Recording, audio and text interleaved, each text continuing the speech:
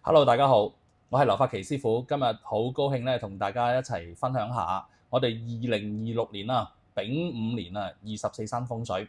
咁喺我哋九宮飛星裏邊咧，係有四個好差嘅位嘅嚇。咁啊，你話差嘅程度咧，梗係有唔同啦。咁啊，我一一咧為大家剖析一下。咁亦都有幾個非常之靚嘅位置嚇，咁大家一定要注意啦。咁我首先咧就會講下我哋嘅正南位。正南位咧，我哋今年咧我哋丙午年咧就係午黃咧就進駐喎。午黃咧大家都知啦，係一粒大嘅凶星嚇，佢代表咗咩咧？大嘅疾病啦，一啲災難上嘅嘢啦，同埋一啲病毒性嘅嘢嚇。咁變咗呢粒星咧，如果入咗房間咧，或者係廚房咧，都幾麻煩啊。咁門口就都係可以比較容易去處理。咁但係你睡房咁樣計咧，你就係因為咧起碼有8小時。有啲人瞓得耐少少嘅9小時都唔出奇噶嘛，咁咧就變咗咧一定係要聽阿師傅話嚇，咁用以下嘅方法咧去破解佢。咁咧午黃咧佢係屬土嘅，咁我哋咧就都係會用陸帝赤咧同埋安忍水咧去將佢化解嚇。嗱，陸帝赤好有用嘅喎嚇，我哋清朝嗰6位嘅皇帝嚇。我哋相傳咧，佢哋係最旺㗎啦。咁歷史亦都係講佢哋喺嗰段嘅時間咧，亦都係非常之昌盛啦。咁變咗咧，我哋係可以用呢一個嘅陸帝赤，咁咧係銅做嘅陸帝赤嚇，因為咧係土生金嚇，咁變咗咧可以攝咗去午黃嘅氣。咁另外咧，我哋亦都會配咧就係安忍水啦。咁安忍水咧，其實咧呢一個學問嚟講咧，就係非常之有效嘅嚇。咁裏邊係點咧？我哋一定係要放呢個海鹽嚇，俗稱叫粗鹽嚇。你擺好咗個粗鹽喺個瓶裏邊咧，嗱，即係要視乎咧有2個原則嘅。佢是否喺門口、喺廚房定喺房間？嗱，如果真係喺房間或者係喺呢一個嘅呢3個位置啦嚇，廚房同埋呢個門口，我都比較希望你能夠用一啲大少少嘅瓶啊。一啲容器咧，去將啲海鹽咧放入去先，嗰個瓶嘅一半位置，然後再將呢一個午帝錢咧放喺嗰個鹽嘅上邊，再中間加一隻龍銀嚇。當然啦，我哋頭先所講嘅嘢咧，都係要開缸嘅嚇，要開缸嘅。咁咧就再加呢個水喉水清水落去，就其實就成為一個呢一個好好嘅安忍水噶啦嚇。對於化煞嚟講，非常之係有效嘅。咁但係咧，如果係因為今年咧嗰個太歲位亦都係正南方啊，咁變咗咧，如果我一般嚟講咧，我係會利用，因為師傅都係法科師傅，咁其實咧我係會加5類嘅制煞符咧，係配落去用嘅。無論你係大門口啦，即係個午黃嘅正南位啦，喺呢個喺呢屋企嘅大門口啦、廚房啦，或者你個臥室啦嚇，即係你個主人房都好啦，或者係其他嘅房間啦嚇，其他嘅屋企嘅成員啦都好。咁如果喺睡房咧，就係比較係一定係要注意嚇，因為你係比較長時間瞓喺嗰度嘅，咁變咗咧就一定係要用以上我所講嘅呢個東西咧去幫佢係化解嘅，去攝去嗰個午黃嘅煞氣。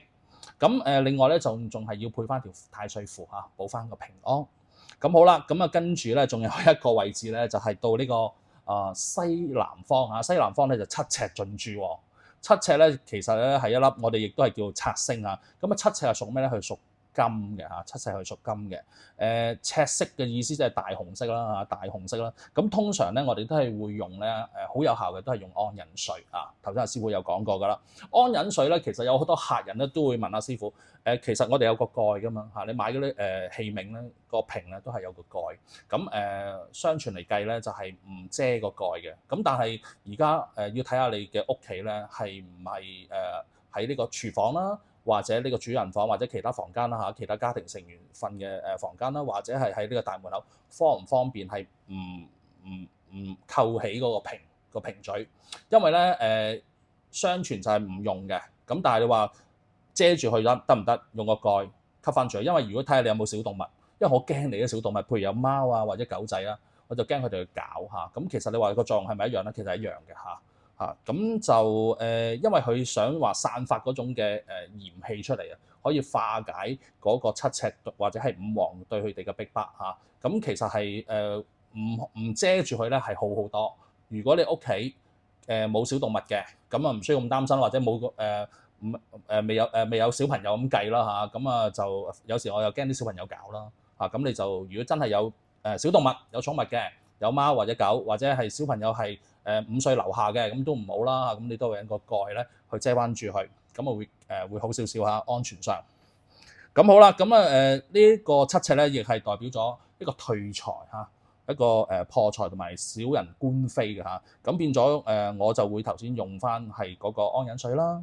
咁咧亦都會咧係化官非嚇，化官非口舌嘅靈符咧去配製落去嘅。其實咧就係如果七赤咁計咧，咁亦都有幾個嘅顏色咧係可以選用嘅。譬如你嗰個黑曜石都得嘅喎嚇。黑曜石都可以破解佢嘅，用黑曜石都可以破解佢嘅。咁另外咧就係講翻呢一個正西位啦嚇，正西位咧就係三碧星進駐喎。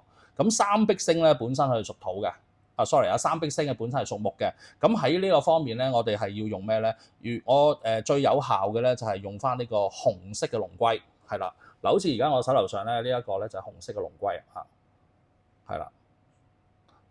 你當係一個精品嘅擺件亦都得係嘛？咁好啦，但係我哋一定要開光嚇，要幫呢個龍龜開光嚇。咁我哋有咒有繩咧去配合佢，咁成個龍龜咧佢先有嗰個嘅更加有嗰個神力嚇。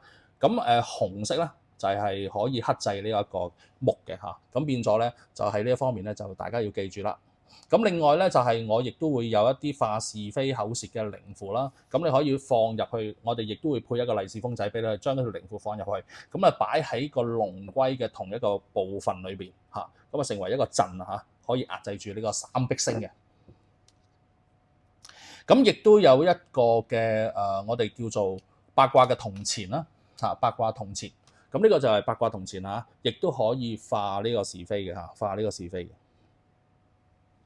OK， 好好用㗎嚇。咁即係話，如果我哋化呢個八卦化是非嘅八卦銅錢咧，係加埋嗰個嘅龍龜咧，同埋嗰條化煞嘅化是非嘅靈符咧，咁啊成為一個陣式嚇，咁啊將嗰個三碧星嗰個空氣咧就壓制。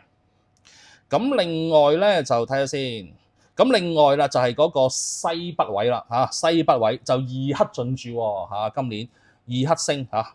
嗰個病符星嚟嘅，咁二黑星咧，其實喺我哋九運嚟講咧，我哋有三粒星咧，叫做旺生進嚇、旺財星嚇、生財星同埋進財星。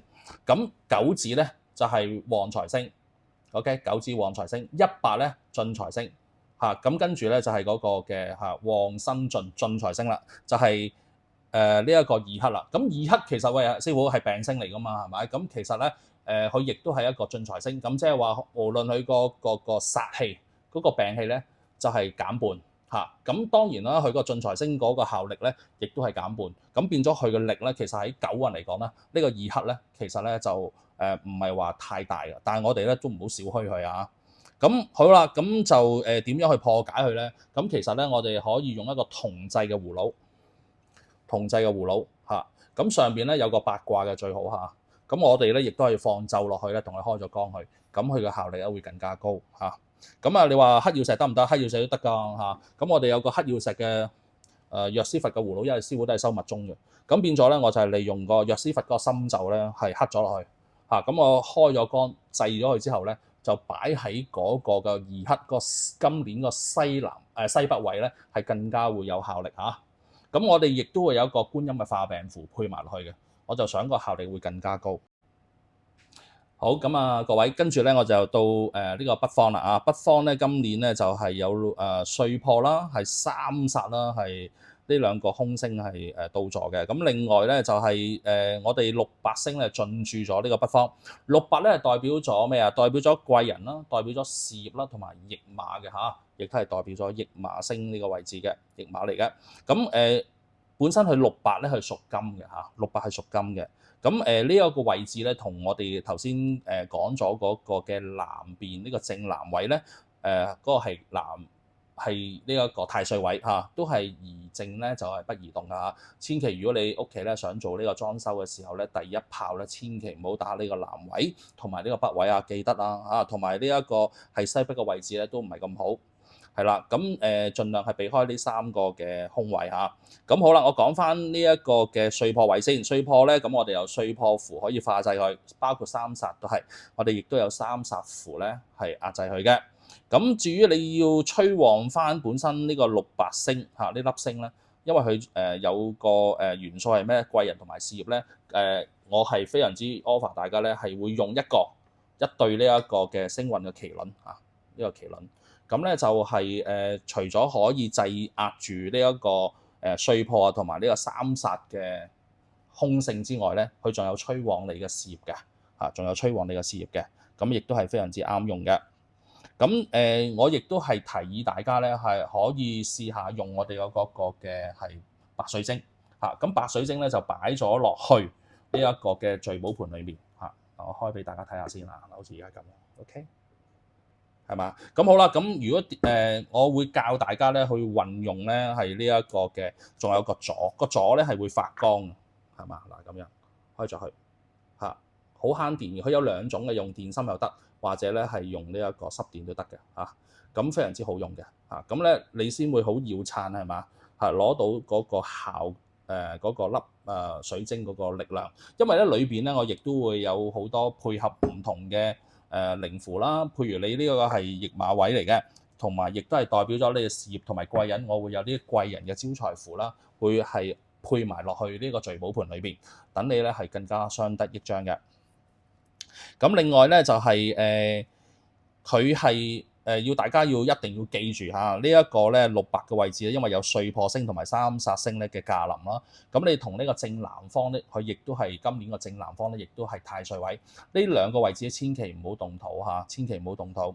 但係你話師傅我舊樓翻新喎，咁你一定係全屋拆過晒、整過晒咁計啦。咁你千祈唔可以咧係安排呢個南邊、北邊同埋呢個西北邊咧係做呢個第一炮咁如果你到時咧係真係有啲咁嘅裝修要做嘅咧，最好係問咗你嘅相熟嘅師傅先啦，或者你打嚟俾我哋係會提供一個意見俾你喺邊度係動邊個位置咧先動第一炮咁就會好好多同埋有個小嘅儀式點去做動土咁好啦，咁我就亦都會同大家講一講咧，就係話我哋頭先咧剛剛係講咗呢一個4個空星位置有正南啦，同大家再溫一溫先，就正南呢個太歲位同埋五黃嘅災煞位咁另外咧就係西南咧就係七赤，今年西南係變咗七赤，呢個係有啲官非小人口舌嘅嘢，同埋血光退財嘅嘢都係代表咁我亦都頭先係剛剛係介紹咗有啲乜嘢可以制壓佢啦。咁另外咧就係一個係正西位，正西位咧就係三碧三碧呢個祿存星係呢個是非星嚟嘅。咁我哋可以用呢個龍龜去化解同埋用靈符咧化是非嘅靈符去化解嘅。咁紅色係可以化解佢嘅，因為我哋係將嗰條靈符咧化是非嘅靈符咧擺喺我哋紅色嘅利是封紅色嘅利是封，再配埋喺個龍龜嘅旁邊咁樣就成為一個陣啦，加埋呢個八卦錢八卦錢OK。咁咧就成為一套陣式。咁好啦，咁跟住咧就係二黑啦，二黑就係呢個西北位置大家要緊記啦二北嘅西北位置二黑喺西北位置。咁咧就係有用呢個銅葫蘆或者呢個黑曜石嘅藥師佛嘅葫蘆都可以破解呢個二黑星嘅。係啦，呢兩種銅葫蘆咯，銅葫蘆一定係咧要有嗰個八卦喺個頂上邊咁另外咧就係話，如果黑曜石呢一個葫蘆咧，我哋係刻咗呢一個嘅藥師佛菩薩嗰個心咒OK。咁會等開咗光之後咧，佢力量咧更加會顯著，制壓嗰個二黑個空性。好啦，咁當然大家係好期待有邊幾粒呢一個嘅旺財星嘅出現啦，係嘛？咁我首先咧就係講一啲偏少少嘅，就係我哋嘅東北位置東北位置就文昌星。咁文昌星咧就到座喺個東北位。咁點樣去催旺呢個文昌星咧文昌星係代表咗讀書啦，可以代表咗呢一個催旺佢嘅智慧啦，同埋你做呢一個文書嘅工作咧，亦都係會旺到你做文書嘅工作嘅喎，亦都會俾你係處理一般文書上邊咧。如果呢粒星咧喺正你嗰個書桌嘅位置，或者你辦公室你做嘢嗰張台咁計咧，你可以擺呢幾個風水嘅配件咧擺落去，係會幫助咗你係催旺呢粒星嘅力量。例如咧4支嘅富貴竹啦我哋傳統嘅4支富貴竹咧，你屋企就用到啦。咁你喺寫字樓梗係唔好咁樣用啦。咁你就可以用咩咧？就係話個文昌塔啦一個文昌塔9層嘅文昌塔 OK。9層嘅文昌塔。咁咧就亦都係除咗係旺你個人緣桃花嘅喎嚇，同埋個名聲喎。其實文昌塔 OK， 咁就呢個文曲星嚇。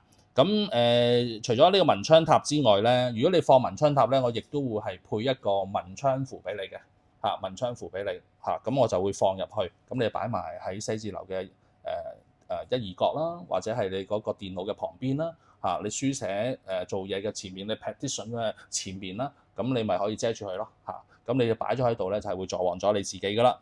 如果你屋企嘅，咁你係咪擺喺自己嘅嗰個東北位置嚇？咁視乎嗰個東北位置係咪你張書台啦，係嘛？或者係咪你個房間啦？OK， 咁啊都係會係有唔同幫你擺位嘅，因為點解咧？一間屋咧，我哋叫一個大八卦；如果你間房間咧，我就叫一個小八卦，明唔明啊？我入到你間房咧，如果啱啱正你間房又係文昌位嘅，咁我最好配翻你自己間房嘅時候咧，嗰個東北位置喺邊度？我就如果啱啱喺你嗰張書台咧，你就可以放翻喺成套頭先阿師傅講嘅文昌塔啦嚇，或者呢一個嘅嗰條嘅文昌靈符咧，可以配埋一齊啦。OK， 咁啊會更加相得益彰啦。咁啊，亦都係可以再配一個咩咧？就係呢個白水晶。OK， 白水晶咁你可以咧就係擺喺個架裏邊嚇。白水晶咧亦代表咗呢一個嘅文昌嘅智慧嘅嚇。或者一個綠水晶嚇，咁啊綠水晶係難揾一啲嚇，咁我都係經好辛苦咧，就係先揾到一啲叫綠水晶啊，佢通常就冇咁大粒嘅綠水晶，係啦，喺市場上 ，OK， 咁好啦，咁啊跟住咧就係個東北位置，我哋同大家分享咗啦，跟住下一個位咧就係正東咯嚇，正東咧就係我哋個八白星嘅重注。嗱，正東咧有好多爭議嘅喺九運嚇，其實八白星咧喺九運嚟計咧，其實佢係已經係退咗財㗎啦。退咗運㗎啦嚇，因為而家係九紫星係當時得令啊嘛，咁佢八運嗰陣時候咧個八白星，咁係更加係最旺嘅旺財星啦。咁但係咧佢已經退咗氣啦嚇，咁退氣咧佢冇咁快去退咗嗰個本身我哋八白星咧，佢冇咁快咧係退晒佢嘅財星嗰種力量嘅，因為本身佢本質咧呢個八白星就係財星，係一粒正財星嚇。係粒正財星，咁即係話佢嘅力量減咗半咯，所以我哋我哋咧係會叫佢做一粒叫小財星咯嚇，一粒小財星。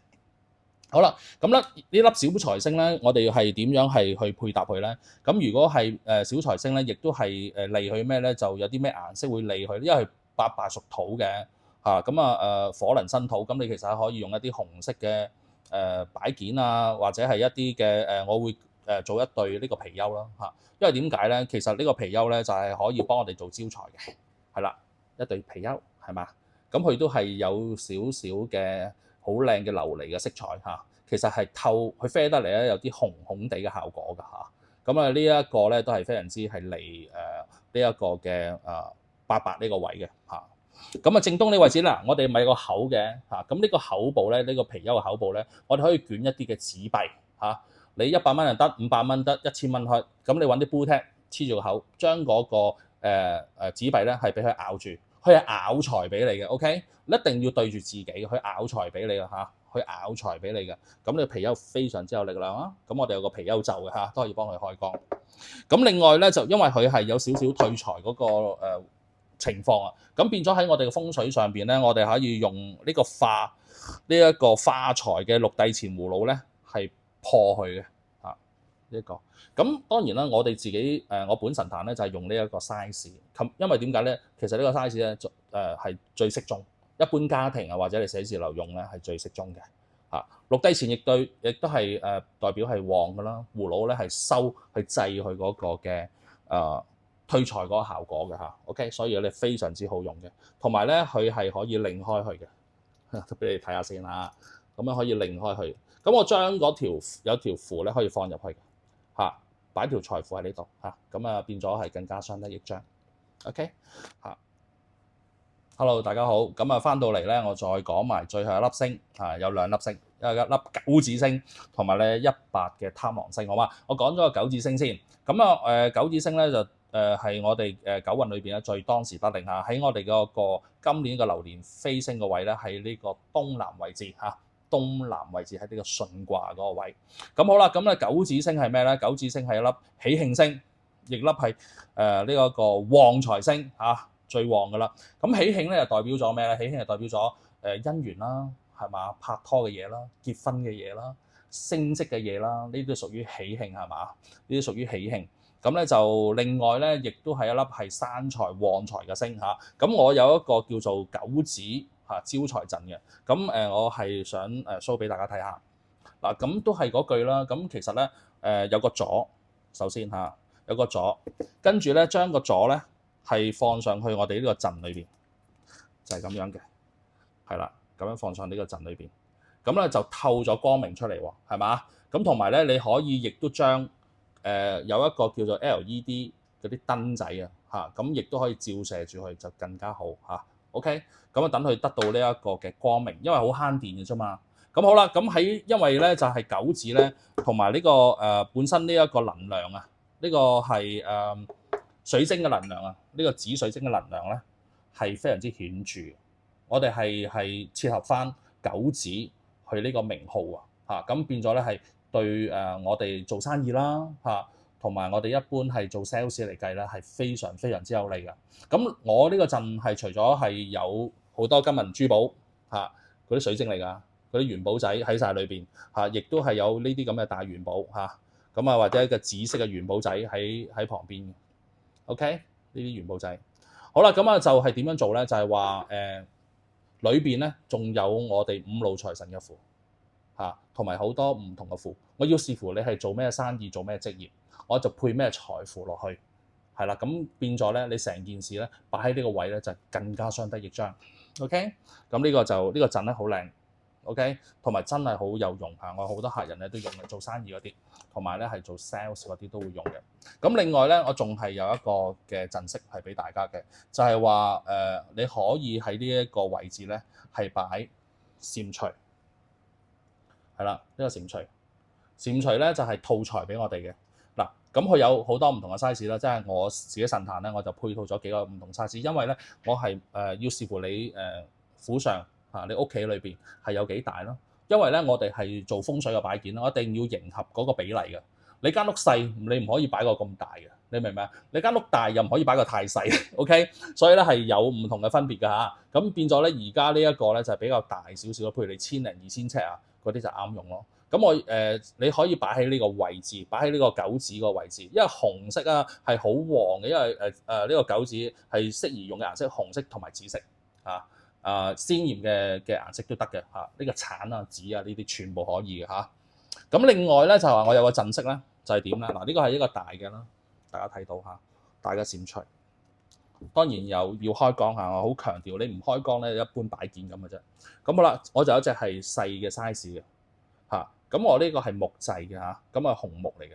嚇，咁啊攞到佢個紅色個效果嚇，更加旺呢一個嘅係東南嘅位置，呢個九紫呢粒星，咁我就會排9粒嚇，排9隻蟾蜍嚇，咁擺喺個東南位置 ，OK， 擺個東南位置，前邊就係擺呢個盤，咁呢一個咧就係輕微咧係浪高啲嘅，咁一路咁樣排圍繞住佢9隻嚇，咁樣一路順序咁樣圍繞住佢嚇，咁啊成為一個陣式 ，OK。即成為一個陣式，咁好啦。如果你話地方真係夠嘅，咁你咪用隻大少少嘅咯。OK，咁同埋你真係做一啲大生意咁計啦嚇。咁同埋咧有個中型少少嘅嚇，咁有個中型少少。嗱，另外仲有一個質地啊，呢個質地咧就係用朱砂做嘅嚇，佢有朱砂成分嚇，咁樣做咯嚇。我哋排9隻，氹氹框嚇，排9隻。OK。咁啦，最緊要頭先阿師傅講嘅就係話，你用嗰啲 LED 燈仔去照射佢，咁等佢咧係更加有個光明，係嘛？切合到嗰個嘅閃耀耀個效果嚇，閃耀耀個效果，咁即係話代表咗咩啊？代表咗可以更加有個氣勢喺度 ，OK？ 更加有個氣勢。呢啲長明可以嚇，長明嘅。喂，如果你話喂師傅唔係喎，個九紫喺我睡房喎，咁就唔係太方便揾燈成日照射佢啦，就要視乎。到時師傅幫你睇過嗰個風水安排邊個位置嚇，又可以利益到呢個陣嘅氣勢嚇，同埋光明，又唔會阻住你瞓覺嚇，呢個最緊要。OK，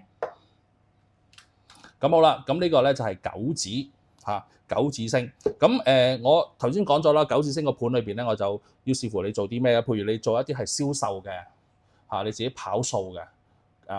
譬如你好有而家，就算你好多美容院都要跑數喎，係咪啊？或者你賣 product 嘅，你都要跑數喎。或者你間公司係貿易公司，你都係做一啲產品喎，去外銷喎，係嘛？咁你都要經過可能有啲 exhibition 啦，去 present 你自己嗰啲產品噶嘛。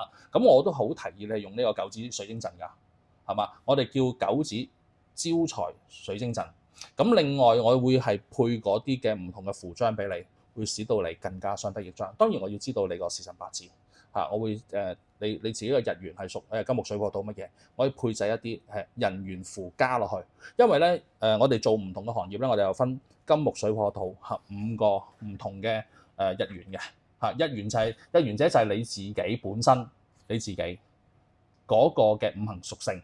咁我就有唔同嘅五行屬性嘅人緣招財符、旺事業嘅符咧，去配套落去。咁啊，成件事希望咧更加令到你相得益彰嚇，更加揾食。咁另外頭先我講翻啊，補充翻少少嚇。頭先我正東嘅位置咧，係啦，亦都可以咁樣用咯。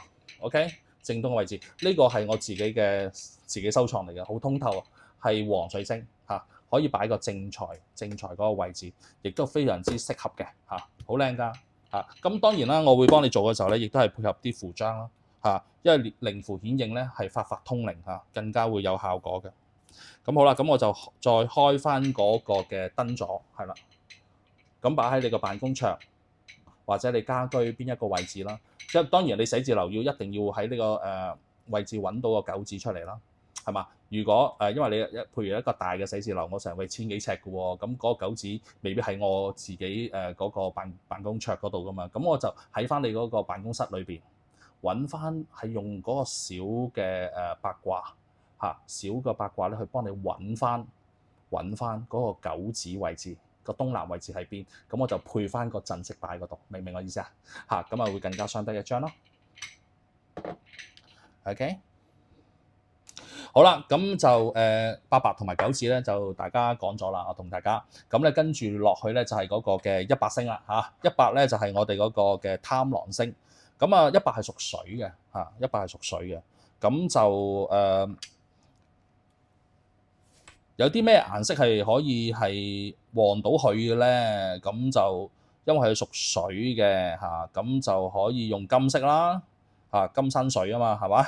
咁我哋用金色嘅產物啦，或者係銅製嘅嘢啦，白色嘅嘢啦，咁其實都係講翻轉頭啦。頭先如果你係用粉晶都得嘅嚇，粉晶嚇，用一粒粉晶都係代表人緣桃花嘅，因為呢個一白星咧係代表人緣桃花，同埋咧係亦都係粒進財星嚟嘅嚇，進財星嚟嘅嚇。咁你可以用翻嗱，譬如我而家就我啱啱唔喺台面啦，咁我就係有呢個係粉紅色嘅元寶，係啦，咁亦都可以擺咗個大元寶喺個碟仔裏邊之後，然後咧我再配翻好多唔同嘅水晶嚇，有白水晶、黃水晶啊嗰啲係，當然係用翻個大少少嘅碟啦。係啦，咁就係可以用頭先我俾一個，我呢個又係我自己嘅珍藏嚟嘅白水晶。OK， 咁你可以用呢個白水晶，咁可以揾翻個大嘅座啦，收喺度，係嘛？咁跟住咧，或者係用翻頭先阿師傅俾你睇嗰個盤啊。咁當然啦，我而家嗰個比較中型嘅盤咧，唔喺手上邊，咁可以用翻個中型嘅盤。咁裏邊咧，我都係可以幫你藏翻啲人緣桃花嘅符。或者係生財嘅符嚇，咁配翻你自己嗰個嘅日元個五行，咁你係做啲咩職位嘅，做咩生意嘅，都好講求你係做啲咩生意，我就配咩符俾你，係好針對性配俾你嘅嚇。OK， 咁咧嗱，就今次咧呢個嘅一白星咧，就係進駐喺我哋九宮裏邊咧係嘅中間位置，中宮位置。咁中宮咧就係喺我哋嘅學識裏邊咧風水嘅嘅原理裏邊咧，佢係叫入囚啊嚇。咁如果你又話呢一個旺身進呢個進財星係入咗囚嘅咧，即係話佢嘅力量咧都會被減持嘅喎嚇，被減持喎。咁即係話我哋係最好咧係用一啲喐動嘅嘢嚇，喐動嘅嘢，例如一啲嘅柱形嘅嚇，透明嘅喐動嘅水柱嚇。咁如果我哋一般嚟講香港計，我哋嘅中間位咧多數喺個走廊，係走廊你偏唔偏喺個牆壁？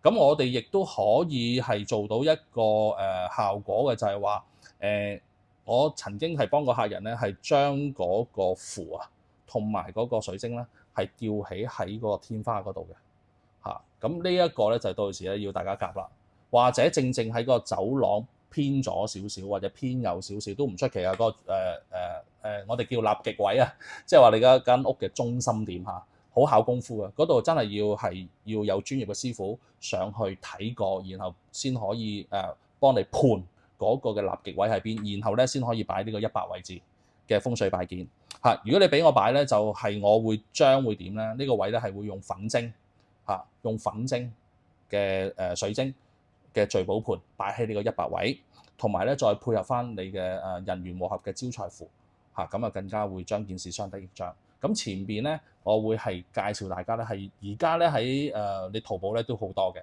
就係輕微可以轉動嘅有顏色走動嘅一啲 LED 燈嚇。咁你亦都可以因為我想去催旺翻佢，或者輕微咧你擺一啲好骨子嘅風扇仔，明唔明啊？喺嗰個end table 嗰度，或者一啲飾櫃上面，亦都係可以做到呢個效果。不過要視乎嗰個中心點喺邊，係難擺啲嘅，因為大部分嘅中型嘅屋，譬如係講緊600尺、700尺，佢通常咧都係喺呢個走廊位，或者900尺內嘅，都係通常喺呢個走廊位。係走廊你偏唔偏牆壁，或者係入唔入咗個廁所啊，或者會唔會入咗第一間房啊咁解。所以咧就一定係要有師傅上去幫你睇過先得，好嗎？咁啊今日咧就非常之開心，同大家分享咗我哋2026年丙午年呢個流年飛星嘅位置，同埋有啲咩可以山旺啊，或者壓制佢一啲空星同埋吉星嘅分享。咁啊今日咧就到此為止。咁如果我會有咁樣嘅，我哋會喺我哋嘅資訊欄同埋我哋嘅畫面上邊咧，師傅咧係製作咗我哋九宮飛星個圖喺度㗎啦嚇。咁啊就大家一目了然啊。可能我一路講嘅時候咧已經有㗎啦個畫面嚇。咁亦都有咧我哋下一集咧，我會講到咩啊？係2026年呢個丙午年咧，有啲乜嘢嘅生肖係犯咗煞咧？例如有犯咗咩煞啊？沖刑太歲啦、害太歲啦、刑太歲啦、破太歲啦，係有啲咩生肖係會有呢一啲嘅犯太歲嘅呢一個嘅生肖？